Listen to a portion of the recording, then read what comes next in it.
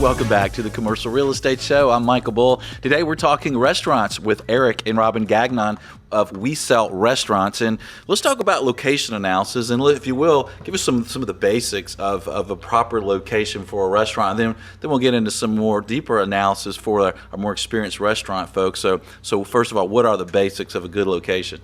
Well, the basic 101 basics here, Michael, there's main in every street in America. There's 4 corners, and there's 1,000 people that want these 4 corners. Right. So that's a challenge we're seeing. A lot of pressure, everybody knows where the good sites are in their local market. Yeah. Everybody does analysis, whether you're an independent or a franchise, who your customer is, where do we want to be, what kind of car counts we want. But it's always bringing you back to the same areas. So everybody's fighting for the same areas and everywhere. So very competitive. So right now, because of a lot of stuff did not come off the ground in the last 8 years, we're seeing a lot of multiple, offers, letter of intent on great locations, and landlords are having the pick of the litter. They're just like, no, not you, this is who I want. So it's back to the basics, right? Demographics, traffic counts, visibility. Mm-hmm. And what about competitors? How do you feel about having a lot of restaurants around them they compete with or being in a silo? See, that's interesting because some of our clients are like, oh no, I don't want to go there, there's too many restaurants. And for us, we're like, no, you want to go there because that's where everybody's going to eat. And if that restaurant's busy, they're going to give you a try. So, it's a personal choice. We believe that the more restaurants that there are in a given area, the more that's going to drive traffic to that area. So we really try to get our clientele to open their minds to that. Yeah, I know personally, I'm like that. I'll head to an area, I'm going to go out to eat, and I'll head on an area I know there's like 15 restaurants, and I'll decide on the way there, Exactly. Where are we going? Exactly. We'll figure it out.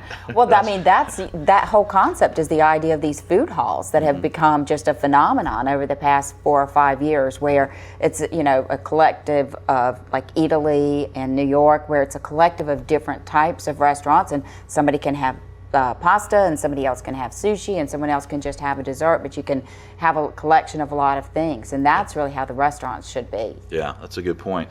So what about mixed-use developments? How do restaurant operators feel about mixed-use developments? How are they doing? Do they want to be in mixed-use developments? I think it's very interesting from a perspective that you do have a built-in clientele. But it's almost like you think about an office building cafe, sometimes it's also restrictive because a lot of them are not easy to get in and out for people from the outside. Mm-hmm. And as talk about, Robin, food, competitors and everything, you don't eat the same every meal. Every meal you don't eat the same food, right? Yeah. You may eat pizza one night, Chinese the next night. Yeah. So you have a limited amount of space and a limited amount of audience. So it could be very challenging to drive business out of there. So you got to look outside of that area.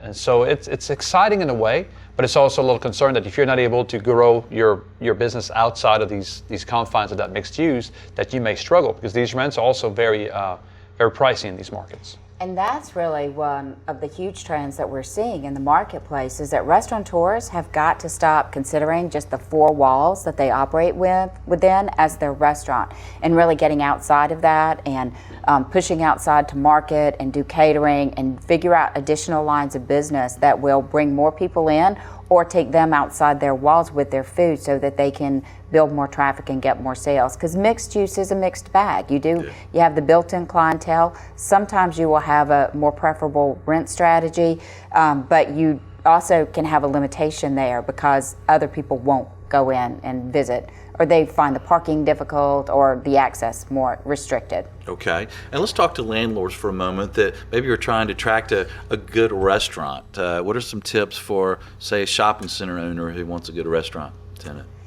Well, I think first, find a good restaurant broker and talk to them about really what the concepts are and be clear about what you're looking for. I mean, some landlords are very risk averse. They've had the same concept, they know that concept, but honestly, if you have had the same concept in a lot of your centers for a number of years, they're probably on the way out. Concepts are turning over, people want fresh, new ideas, so be open to new concepts. I'd say that would be first. Obviously, eat the food. shop their locations, understand what's going on, and then ask questions. And of course, there's always online stalking. I mean, every restaurateur, the worst thing that's ever happened to them is Yelp, but there is a lot of information that can be found online about a would-be tenant. I think also they have to be realistic, because they always say, I want the best guy. But you finish the sentence. You want the best guy at the highest possible rent and the least tenant improvement money you can find. And that's a challenge. I mean, the good operators know what rent they can afford. They know, hey, my rent's got to be between 5 and 8 at the most. Yeah. I'm not going to pay 10. So the seasoned operator is not going to go to that landlord and just blindly say, I love your space, yeah, I'll sign on anything. So if you're willing to attract the right person and work on a rent structure that is, appealing for the 5 to 10 year term to the restaurant operators, I think you'll have a win-win there. But if you're just looking for a high rent, you're going to get a lot of new people that are in love with your space, but more than likely you may have some challenges down the road. Right. Yeah, it's good to look at the total picture, right? So, and I know every location's different depending on the demand and how much the landlord wants the tenant. But what are you basically seeing for landlords involving TI and contributing to the build out of the restaurant for these tenants? We've really seen a tightening in the TI market in the last probably 5 years, again, because there hasn't been that much space coming up, and unless it's a really well-known concept. And we tell everybody, be careful about TI. From the tenant side, TI is not free money. There's an absolute cost associated with that. So a lot of, we see a trend down in tenant improvement money because we see people going and getting that capital in another place and paying lower rate for it, and then being able to negotiate on the rent a little bit better. How about the cost to open a new restaurant? Has that been increasing because of things like that you're having to do more of your own build out? Absolutely. I think, your time to market is longer. I mean, with all the government, city and counties are taking longer to do things. They're requiring more things. They change along the way. A lot of people say, well, they came back and says, they approved this, now they changed their mind. So it is longer. Cost of materials, as we all know, have gone up. So it is longer time, higher cost, unfortunately. And that's one thing that as a restaurant owner, you need to be more creative about, how much space you really need. And so, 3,000 square feet will do. We're talking about, seconds in operations, sometimes efficiencies save you hundreds of dollars. So the same thing here. How many square feet do you really need? Can you lay out your kitchen? Go see expert architects that can lay out your kitchen in a way that you can save 500 square feet and have huge savings. So I think it is, but there's a way to combat that by being very disciplined and hire the right people to help you putting your package together. Right. And how much money does somebody say they want to open their first restaurant?